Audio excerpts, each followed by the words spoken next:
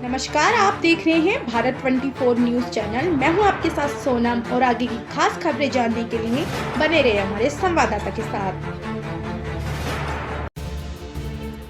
उत्तराखंड सरकार राज्य में संस्कृत भाषा के संरक्षण, संवर्धन और आधुनिक उपयोग को बढ़ावा देने के लिए उत्तराखंड संस्कृत आयोग के गठन की तैयारी कर रही है। आयोग को व्यापक और प्रभावी बनाने के लिए देश भर के संस्कृत विद्वानों, शिक्षकों, शोधार्थियों, विश्वविद्यालयों, गुरुकुलों, संस्कृत संस्थानों और संस्कृत प्रेमियों से सुझाव आमंत्रित किए जा रहे हैं। वहीं भाजपा प्रदेश प्रवक्ता मथुरा दत्त जोशी ने सरकार के इस निर्णय का स्वागत किया है। उन्होंने कहा कि संस्कृत हमारी द्वितीय राजभाषा और सभी भाषाओं की जननी है। इसके साथ ही राज्य की गढ़वाली, कुमाऊनी, जौनसारी सहित स्थानीय बोलियों में भी संस्कृत के शब्दों का समावेश है। जोशी ने कहा कि मुख्यमंत्री ने संस्कृत को जन जन की भाषा बनाने के लिए लगातार प्रयास किए हैं। ये प्रदेश ऋषि मुनियों की तपोभूमि और यज्ञशाला की भूमि रहा है।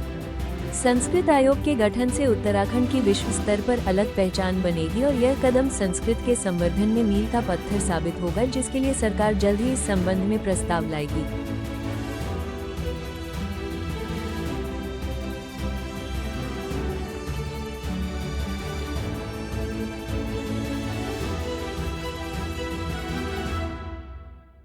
संरक्षण के लिए संस्कृत आयोग के गठन की तैयारी कर रही है। इसके लिए देखिए, जो सरकार का निर्णय है उसका हम स्वागत करते हैं।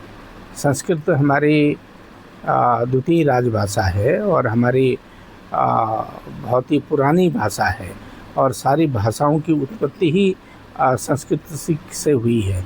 और संस्कृत के संवर्धन के लिए, संस्कृत को आगे बढ़ाने के लिए, आम जन की भाषा बनाने के लिए माननीय मुख्यमंत्री जी ने बहुत प्रयास किए हैं, क्योंकि वेदों की भाषा है और जितने लिपियों की उत्पत्ति का स्रोत भी संस्कृत ही है।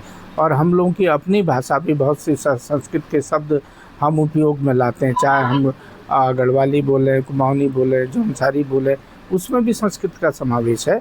और उसके संवर्धन और उसके संरक्षण के लिए जो भी प्रयास किए जाएंगे वो बहुत कम प्रयास होंगे। उसको और अधिक आगे बढ़ाने के लिए माननीय मुख्यमंत्री जी ने कहा है। इसी दिशा में संस्कृत आयोग बनाने की बात चल रही है। सरकार उसमें प्रस्ताव शीघ्र ही लाएगी और निश्चित रूप से अगर संस्कृत बढ़ेगी तो उससे इस प्रदेश की एक अलग पहचान भी बनेगी। और ये प्रदेश मुनि और ऋषियों का प्रदेश रहा है, ये तपोभूमि रही है और ये वीर भूमि रही है, ये यज्ञशाला की भूमि रही है। यहाँ पर तप करने वाले लोग, ऋषि मुनियों ने यहाँ पर संस्कृत के संवर्धन के लिए बहुत बड़ा काम किया उत्तराखंड में। तो अच्छी पहल सरकार कर रही है। मैं समझता हूँ उसके बहुत अच्छे परिणाम हमारे सामने आएंगे और उत्तराखंड की विश्व स्तर पर एक पहचान भी बनेगी। और संस्कृत के संवर्धन और आगे बढ़ाने के लिए जो भी कदम उठाए जाएंगे वो निश्चित रूप से एक मील के पत्थर साबित होंगे।